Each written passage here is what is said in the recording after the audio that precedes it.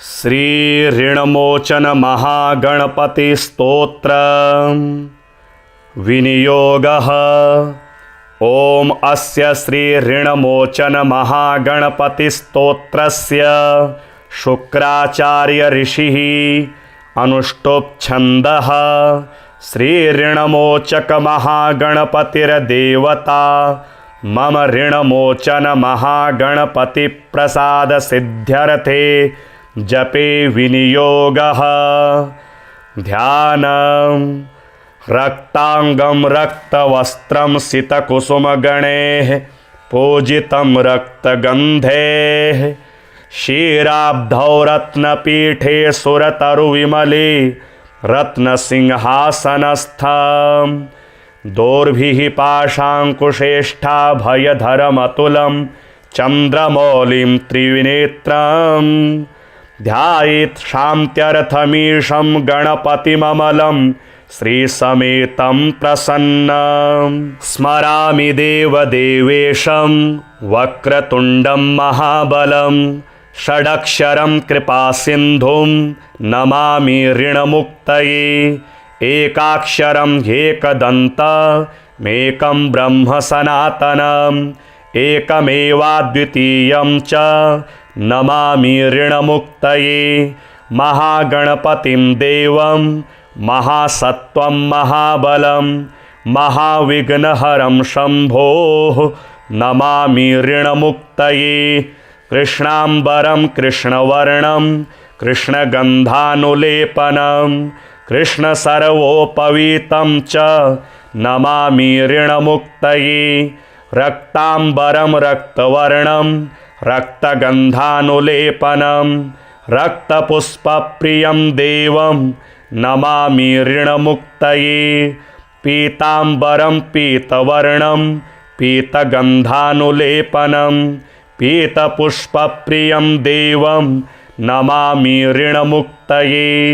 धूम्राम्बरं धूम्रवर्णं धूम्रगन्धानुलेपनं होमधूमप्रियं देवं नमामि ऋणमुक्तये। भालनेत्रं भालचन्द्रं पाशाङ्कुशधरं विभुं चामरालङ्कृतं देवं नमामि ऋणमुक्तये। इदं तृणहरं स्तोत्रं सन्ध्यायां यः पठेन्नरः षण्मासाभ्यन्तरेणेव ऋणमुक्तो भविष्यति। श्री ऋणमोचन महागणपति स्तोत्र विनियोगः। ओम अस्य श्री ऋणमोचन महागणपति स्तोत्रस्य शुक्राचार्य ऋषिः अनुष्टुप् छन्दः। श्री ऋणमोचक महागणपतिर्देवता मम ऋणमोचन महागणपति प्रसाद सिद्ध्यर्थे जपे विनियोगः। ध्यानम्। रक्तांगं रक्तवस्त्रं सितकुसुमगणैः पूजितं रक्तगन्धैः क्षीराब्धौ रत्नपीठे सुरतरुविमले रत्नसिंहासनस्थं दोर्भिः पाशाङ्कुशेष्ठाभयधरमतुलं चन्द्रमौलिं त्रिनेत्रं ध्यायेत् शान्त्यर्थमीशं गणपतिममलं श्रीसमेतं प्रसन्नं। स्मरामि देवदेवेशं वक्रतुण्डं महाबलं षडक्षरं कृपासिन्धुं नमामि ऋणमुक्तये। एकाक्षरं ह्येकदन्तमेकं ब्रह्म सनातनम् एकमेवाद्वितीयं च नमामि ऋणमुक्तये। महागणपतिं देवं महासत्वं महाबलं महाविघ्नहरं शम्भोः नमामि ऋणमुक्तये। कृष्णाम्बरं कृष्णवर्णं कृष्णगन्धानुलेपनं कृष्णसर्वोपवीतं च नमामि ऋणमुक्तये। रक्ताम्बरं रक्तवर्णं रक्तगन्धानुलेपनं रक्तपुष्पप्रियं देवं नमामि ऋणमुक्तये। पीताम्बरं पीतवर्णं पीतगन्धानुलेपनं पीतपुष्पप्रियं देवं नमामि ऋणमुक्तये। धूम्राम्बरं धूम्रवर्णं धूम्रगन्धानुलेपनं होमधूमप्रियं देवं नमामि ऋणमुक्तये। भालनेत्रं भालचन्द्रं पाशाङ्कुशधरं विभुं चामरालङ्कृतं देवं नमामि ऋणमुक्तये। इदं तृणहरं स्तोत्रं सन्ध्यायां यः पठेन्नरः षण्मासाभ्यन्तरेणेव ऋणमुक्तो भविष्यति। श्री ऋणमोचन महागणपति स्तोत्र विनियोगः। ओम अस्य श्री ऋणमोचन महागणपति स्तोत्रस्य शुक्राचार्य ऋषिः अनुष्टुप् छन्दः। श्री ऋणमोचक महागणपतिर्देवता मम ऋणमोचन महागणपति प्रसाद सिद्ध्यर्थे जपे विनियोगः। ध्यानम्। रक्तांगं रक्तवस्त्रं सितकुसुमगणैः पूजितं रक्तगन्धैः क्षीराब्धौ रत्नपीठे सुरतरुविमले रत्नसिंहासनस्थं दोर्भिः पाशाङ्कुशेष्ठाभयधरमतुलं चन्द्रमौलिं त्रिनेत्रं ध्यायेत् शान्त्यर्थमीशं गणपतिममलं श्रीसमेतं प्रसन्नं। स्मरामि देवदेवेशं वक्रतुण्डं महाबलं षडक्षरं कृपासिन्धुं नमामि ऋणमुक्तये। एकाक्षरं ह्येकदन्तमेकं ब्रह्म सनातनम् एकमेवाद्वितीयं च नमामि ऋणमुक्तये। महागणपतिं देवं महासत्वं महाबलं महाविघ्नहरं शम्भोः नमामि ऋणमुक्तये। कृष्णाम्बरं कृष्णवर्णं कृष्णगन्धानुलेपनं कृष्णसर्वोपवीतं च नमामि ऋणमुक्तये। रक्ताम्बरं रक्तवर्णं रक्तगन्धानुलेपनं रक्तपुष्पप्रियं देवं नमामि ऋणमुक्तये। पीताम्बरं पीतवर्णं पीतगन्धानुलेपनं पीतपुष्पप्रियं देवं नमामि ऋणमुक्तये। धूम्राम्बरं धूम्रवर्णं धूम्रगन्धानुलेपनं होमधूमप्रियं देवं नमामि ऋणमुक्तये। भालनेत्रं भालचन्द्रं पाशाङ्कुशधरं विभुं चामरालङ्कृतं देवं नमामि ऋणमुक्तये। इदं तृणहरं स्तोत्रं सन्ध्यायां यः पठेन्नरः षण्मासाभ्यन्तरेणेव ऋणमुक्तो भविष्यति। श्री ऋणमोचन महागणपति स्तोत्र विनियोगः। ओम अस्य श्री ऋणमोचन महागणपति स्तोत्रस्य शुक्राचार्य ऋषिः अनुष्टुप् छन्दः। श्री ऋणमोचक महागणपतिर्देवता मम ऋणमोचन महागणपति प्रसाद सिद्ध्यर्थे जपे विनियोगः। ध्यानम्। रक्तांगं रक्तवस्त्रं सितकुसुमगणैः पूजितं रक्तगन्धैः क्षीराब्धौ रत्नपीठे सुरतरुविमले रत्नसिंहासनस्थं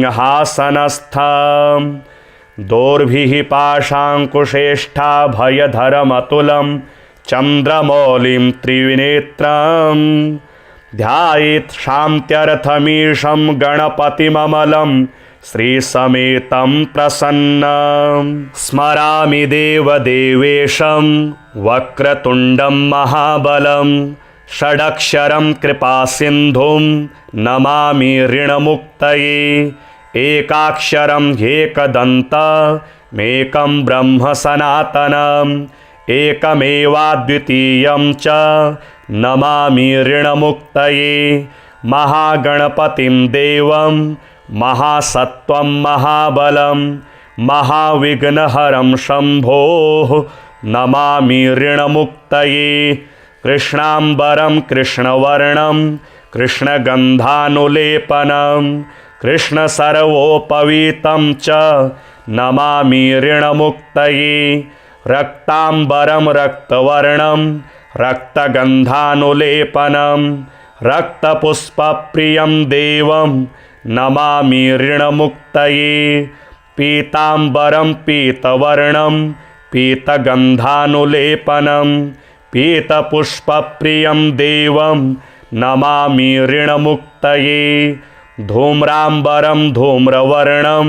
धूम्रगन्धानुलेपनं होमधूमप्रियं देवं नमामि ऋणमुक्तये भालनेत्रं भालचन्द्रं पाशाङ्कुशधरं विभुं चामरालङ्कृतं देवं नमामि ऋणमुक्तये इदं तृणहरं स्तोत्रं सन्ध्यायां यः पठेन्नरः षण्मासाभ्यन्तरेणेव ऋणमुक्तो भविष्यति। श्री ऋणमोचन महागणपति स्तोत्र विनियोगः। ओम अस्य श्री ऋणमोचन महागणपति स्तोत्रस्य शुक्राचार्य ऋषिः अनुष्टुप् छन्दः श्री ऋणमोचक महागणपतिर्देवता मम ऋणमोचन महागणपति प्रसाद सिद्ध्यर्थे जपे विनियोगः। ध्यानम् रक्तांगं रक्तवस्त्रं सितकुसुमगणैः पूजितं रक्तगन्धैः क्षीराब्धौ रत्नपीठे सुरतरुविमले रत्नसिंहासनस्थं दोर्भिः पाशाङ्कुशेष्ठाभयधरमतुलं चन्द्रमौलिं त्रिनेत्रं ध्यायेत् शान्त्यर्थमीशं गणपतिममलं श्रीसमेतं प्रसन्नं स्मरामि देवदेवेशं वक्रतुण्डं महाबलं षडक्षरं कृपासिन्धुं नमामि ऋणमुक्तये एकाक्षरं ह्येकदन्तमेकं ब्रह्म सनातनम् एकमेवाद्वितीयं च नमामि ऋणमुक्तये महागणपतिं देवं महासत्त्वं महाबलं महाविघ्नहरं शम्भोः नमामि ऋणमुक्तये कृष्णाम्बरं कृष्णवर्णं कृष्णगन्धानुलेपनं कृष्णसर्वोपवीतं च नमामि ऋणमुक्तये रक्ताम्बरं रक्तवर्णं रक्तगन्धानुलेपनं रक्तपुष्पप्रियं देवं नमामि ऋणमुक्तये पीताम्बरं पीतवर्णं पीतगन्धानुलेपनं पीतपुष्पप्रियं देवं नमामि ऋणमुक्तये धूम्राम्बरं धूम्रवर्णं धूम्रगन्धानुलेपनं होमधूमप्रियं देवं नमामि ऋणमुक्तये भालनेत्रं भालचन्द्रं पाशाङ्कुशधरं विभुं चामरालङ्कृतं देवं नमामि ऋणमुक्तये इदं तृणहरं स्तोत्रं सन्ध्यायां यः पठेन्नरः षण्मासाभ्यन्तरेणेव ऋणमुक्तो भविष्यति। श्री ऋणमोचन महागणपति स्तोत्र विनियोगः। ओम अस्य श्री ऋणमोचन महागणपति स्तोत्रस्य शुक्राचार्य ऋषिः अनुष्टुप् छन्दः श्री ऋणमोचक महागणपतिर्देवता मम ऋणमोचन महागणपति प्रसाद सिद्ध्यर्थे जपे विनियोगः। ध्यानम् रक्तांगं रक्तवस्त्रं सितकुसुमगणैः पूजितं रक्तगन्धैः क्षीराब्धौ रत्नपीठे सुरतरुविमले रत्नसिंहासनस्थं दोर्भिः पाशाङ्कुशेष्ठाभयधरमतुलं चन्द्रमौलिं त्रिनेत्रं ध्यायेत् शान्त्यर्थमीशं गणपतिममलं श्रीसमेतं प्रसन्नं स्मरामि देवदेवेशं वक्रतुण्डं महाबलं षडक्षरं कृपासिन्धुं नमामि ऋणमुक्तये एकाक्षरं ह्येकदन्तमेकं ब्रह्म सनातनम् एकमेवाद्वितीयं च नमामि ऋणमुक्तये महागणपतिं देवं महासत्त्वं महाबलं महाविघ्नहरं शम्भोः नमामि ऋणमुक्तये कृष्णाम्बरं कृष्णवर्णं कृष्णगन्धानुलेपनं कृष्णसर्वोपवीतं च नमामि ऋणमुक्तये रक्ताम्बरं रक्तवर्णं रक्तगन्धानुलेपनं रक्तपुष्पप्रियं देवं नमामि ऋणमुक्तये पीताम्बरं पीतवर्णं पीतगन्धानुलेपनं पीतपुष्पप्रियं देवं नमामि ऋणमुक्तये धूम्राम्बरं धूम्रवर्णं धूम्रगन्धानुलेपनं होमधूमप्रियं देवं नमामि ऋणमुक्तये भालनेत्रं भालचन्द्रं पाशाङ्कुशधरं विभुं चामरालङ्कृतं देवं नमामि ऋणमुक्तये इदं तृणहरं स्तोत्रं सन्ध्यायां यः पठेन्नरः षण्मासाभ्यन्तरेणेव ऋणमुक्तो भविष्यति। श्री ऋणमोचन महागणपति स्तोत्र विनियोगः। ओम अस्य श्री ऋणमोचन महागणपति स्तोत्रस्य शुक्राचार्य ऋषिः अनुष्टुप् छन्दः श्री ऋणमोचक महागणपतिर्देवता मम ऋणमोचन महागणपति प्रसाद सिद्ध्यर्थे जपे विनियोगः। ध्यानम् रक्तांगं रक्तवस्त्रं सितकुसुमगणैः पूजितं रक्तगन्धैः क्षीराब्धौ रत्नपीठे सुरतरुविमले रत्नसिंहासनस्थं दोर्भिः पाशाङ्कुशेष्ठाभयधरमतुलं चन्द्रमौलिं त्रिनेत्रं ध्यायेत् शान्त्यर्थमीशं गणपतिममलं श्रीसमेतं प्रसन्नं स्मरामि देवदेवेशं वक्रतुण्डं महाबलं षडक्षरं कृपासिन्धुं नमामि ऋणमुक्तये एकाक्षरं ह्येकदन्तमेकं ब्रह्म सनातनम् एकमेवाद्वितीयं च नमामि ऋणमुक्तये महागणपतिं देवं महासत्त्वं महाबलं महाविघ्नहरं शम्भोः नमामि ऋणमुक्तये कृष्णाम्बरं कृष्णवर्णं कृष्णगन्धानुलेपनं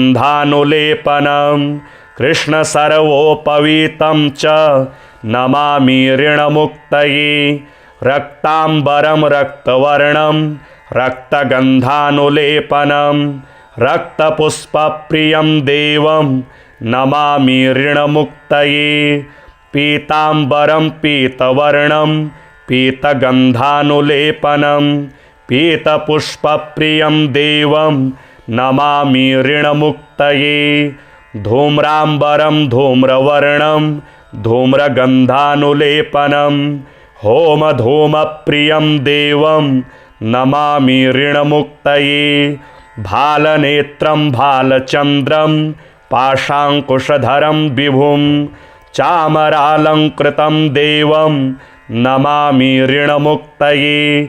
इदं तृणहरं स्तोत्रं सन्ध्यायां यः पठेन्नरः क्षणमासाभ्यन्तरेणेव ऋणमुक्तो भविष्यति।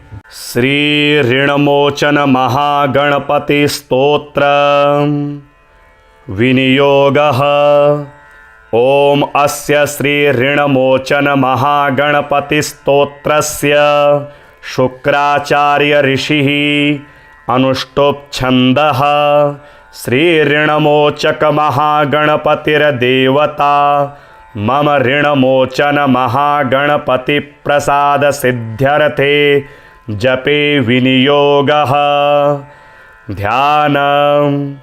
रक्तांगं रक्तवस्त्रं सितकुसुमगणैः पूजितं रक्तगन्धैः क्षीराब्धौ रत्नपीठे सुरतरुविमले रत्नसिंहासनस्थं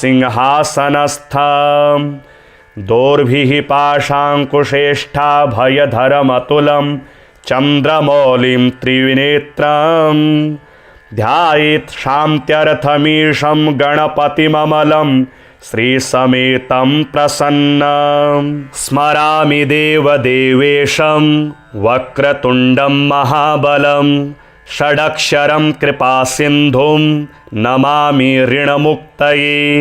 एकाक्षरं ह्येकदन्तमेकं ब्रह्म सनातनम् एकमेवाद्वितीयं च नमामि ऋणमुक्तये।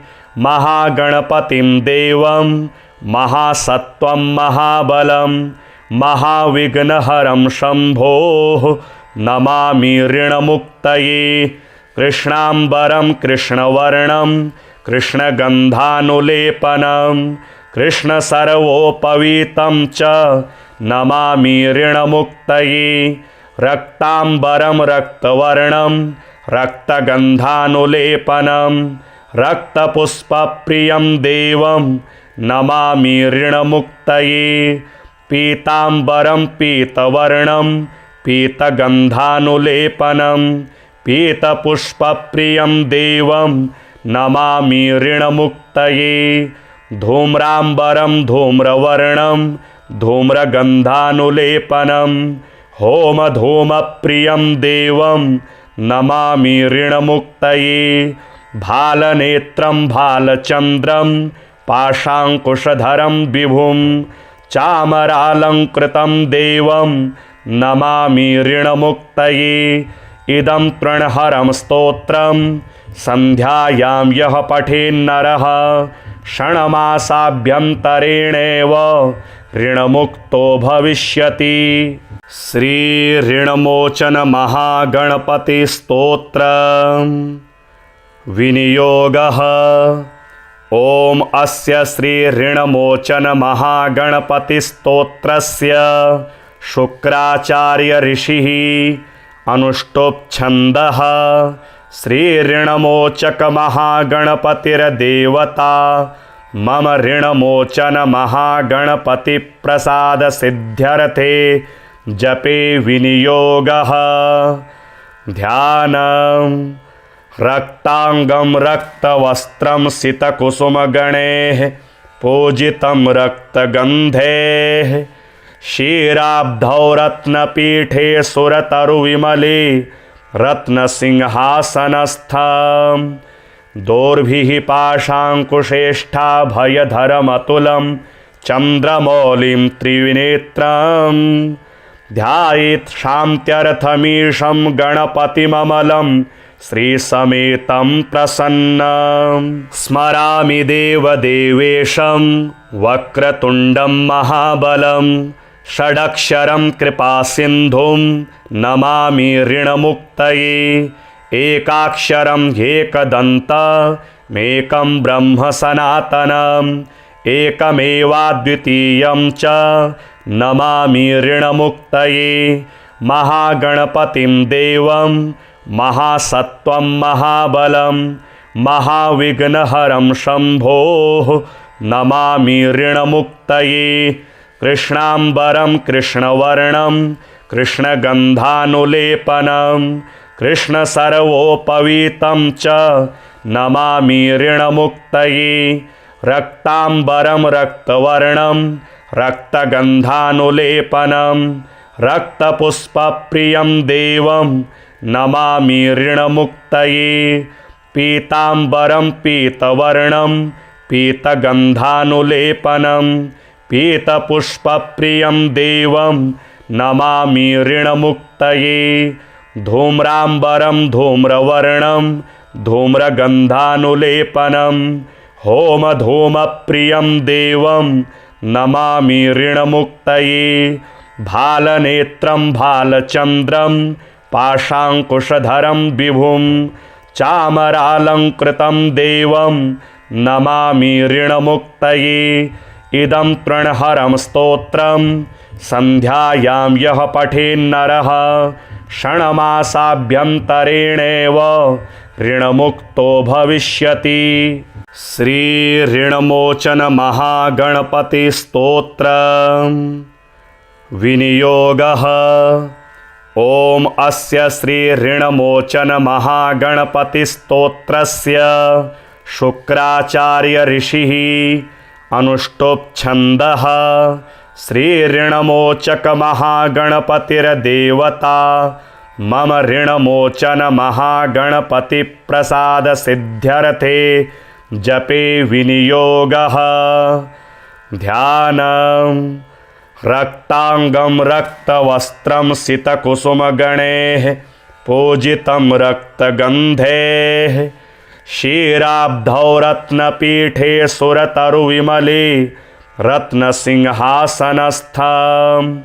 दोर्भिः पाशाङ्कुशेष्ठाभयधरमतुलं चन्द्रमौलिं त्रिनेत्रं ध्यायेत् शान्त्यर्थमीशं गणपतिममलं श्रीसमेतं प्रसन्नं। स्मरामि देवदेवेशं वक्रतुण्डं महाबलं षडक्षरं कृपासिन्धुं नमामि ऋणमुक्तये। एकाक्षरं ह्येकदन्तमेकं ब्रह्म सनातनम् एकमेवाद्वितीयं च नमामि ऋणमुक्तये। महागणपतिं देवं महासत्वं महाबलं महाविघ्नहरं शम्भोः नमामि ऋणमुक्तये। कृष्णाम्बरं कृष्णवर्णं कृष्णगन्धानुलेपनं कृष्णसर्वोपवीतं च नमामि ऋणमुक्तये। रक्ताम्बरं रक्तवर्णं रक्तगन्धानुलेपनं रक्तपुष्पप्रियं देवं नमामि ऋणमुक्तये। पीताम्बरं पीतवर्णं पीतगन्धानुलेपनं पीतपुष्पप्रियं देवं नमामि ऋणमुक्तये। धूम्राम्बरं धूम्रवर्णं धूम्रगन्धानुलेपनं होमधूमप्रियं देवं नमामि ऋणमुक्तये। भालनेत्रं भालचन्द्रं पाशाङ्कुशधरं विभुं चामरालङ्कृतं देवं नमामि ऋणमुक्तये। इदं तृणहरं स्तोत्रं सन्ध्यायां यः पठेन्नरः षण्मासाभ्यन्तरेणेव ऋणमुक्तो भविष्यति। श्री ऋणमोचन महागणपति स्तोत्र विनियोगः। ओम अस्य श्री ऋणमोचन महागणपति स्तोत्रस्य शुक्राचार्य ऋषिः अनुष्टुप् छन्दः। श्री ऋणमोचक महागणपतिर्देवता मम ऋणमोचन महागणपति प्रसाद सिद्ध्यर्थे जपे विनियोगः। ध्यानम्। रक्तांगं रक्तवस्त्रं सितकुसुमगणैः पूजितं रक्तगन्धैः क्षीराब्धौ रत्नपीठे सुरतरुविमले रत्नसिंहासनस्थं दोर्भिः पाशाङ्कुशेष्ठाभयधरमतुलं चन्द्रमौलिं त्रिनेत्रं ध्यायेत् शान्त्यर्थमीशं गणपतिममलं श्रीसमेतं प्रसन्नं स्मरामि देवदेवेशं वक्रतुण्डं महाबलं षडक्षरं कृपासिन्धुं नमामि ऋणमुक्तये एकाक्षरं ह्येकदन्तमेकं ब्रह्म सनातनम् एकमेवाद्वितीयं च नमामि ऋणमुक्तये महागणपतिं देवं महासत्त्वं महाबलं महाविघ्नहरं शम्भोः नमामि ऋणमुक्तये कृष्णाम्बरं कृष्णवर्णं कृष्णगन्धानुलेपनं कृष्णसर्वोपवीतं च नमामि ऋणमुक्तये रक्ताम्बरं रक्तवर्णं रक्तगन्धानुलेपनं रक्तपुष्पप्रियं देवं नमामि ऋणमुक्तये पीताम्बरं पीतवर्णं पीतगन्धानुलेपनं